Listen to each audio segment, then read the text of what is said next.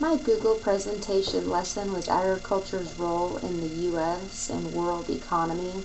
I am teaching at Seward County Community College. I offer this course to freshman and sophomore level students, and this is in the agriculture building.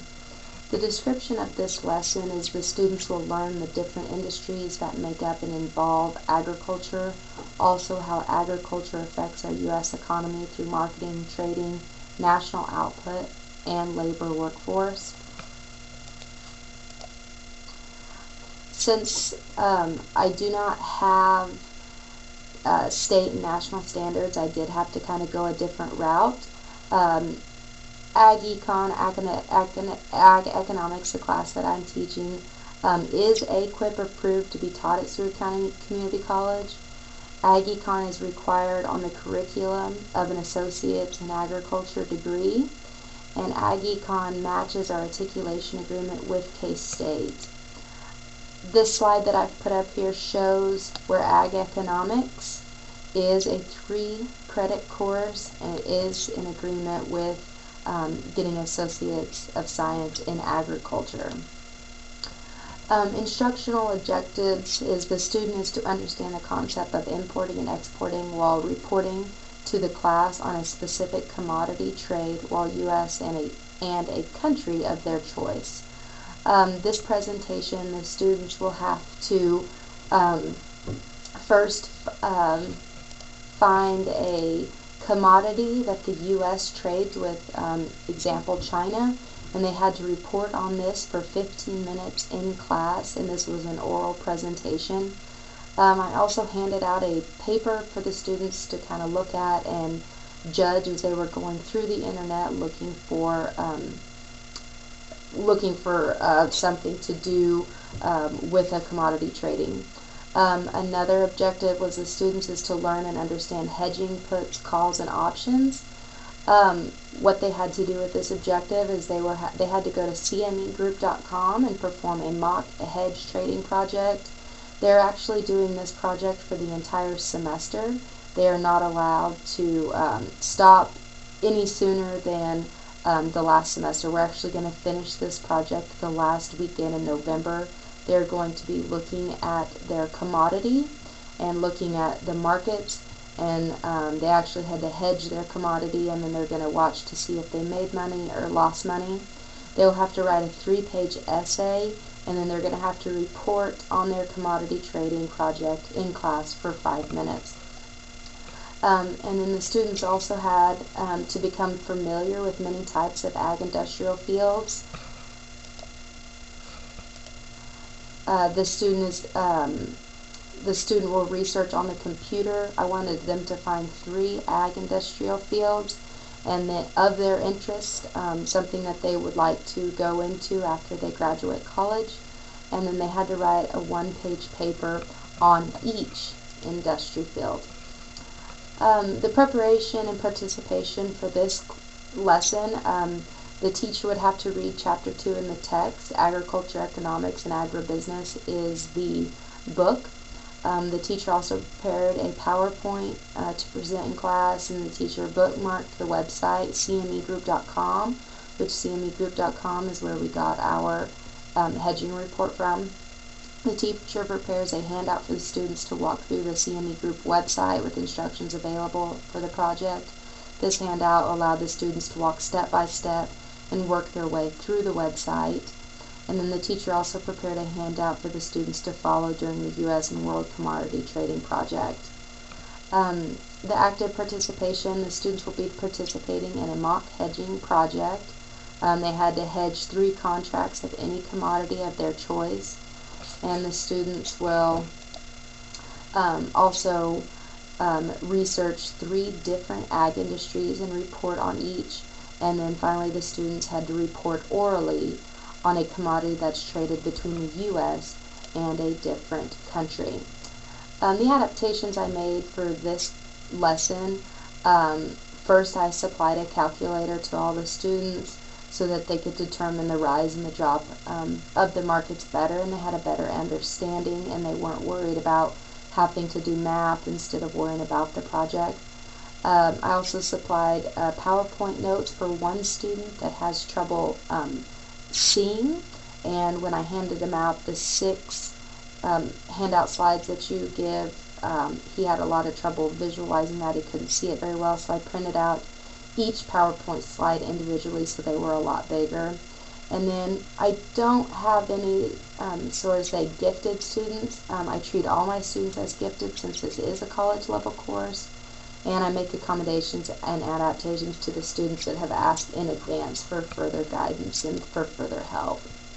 The way that I'm going to be evaluating this lesson is with a rubric. Each project has a rubric. They'll also be evaluated by the paper length and oral presentation length requirements, and the students will be evaluated on their marketing numbers if they're correct, making sure all their calculations are correct. And then I'll be also watching the student progress and monitoring as they are going through their industries they chose to report on and their U.S. and other world commodity tradings. I'll be walking around the room as they are working on these projects. I will also provide feedback orally during presentations and reports. I'll provide written feedback on the rubric that I'll be grading on, and then I will hand that rubric back to them. And this lesson could be modified to fit a business class or a marketing class not involved with ag. This was my lesson. This was my PowerPoint that I put together. Just kind of scrolling down through here, these were different industries that we could have looked at. This was showing the 2 main reasons why agriculture is so important to into the industry is because the number of people it employs and the value of its production. We look at different economic activities. These were the 3 most important economic activities. Services were the number 1, manufacturing, and then government. Farming is actually the smallest, and so therefore it is only 2% output and 3% farming in the workforce, but farming does make everything filter down. And these were just kind of the breakdown of each, and the farming right here shows the 2% national output and the 3% of labor force. We do not want corporate farms. We talked about corporate farming and how it does hurt our little farms. They're buying out our little farms. Corporate farms are more efficient. We talked about the different ways that FSA and the government rate the farmings. They rate them 3 different ways depending on these numbers. We talked about vertical coordination and vertical integration. Vertical integration is where somebody owns 2 different parts of the farm. From, say they owned a wheat, say they owned a field of wheat, and then they also own the wheat mill.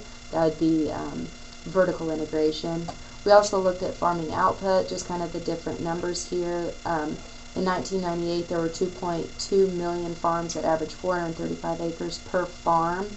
In 1920, there were 6.5 million farms, and the average acreage was 147.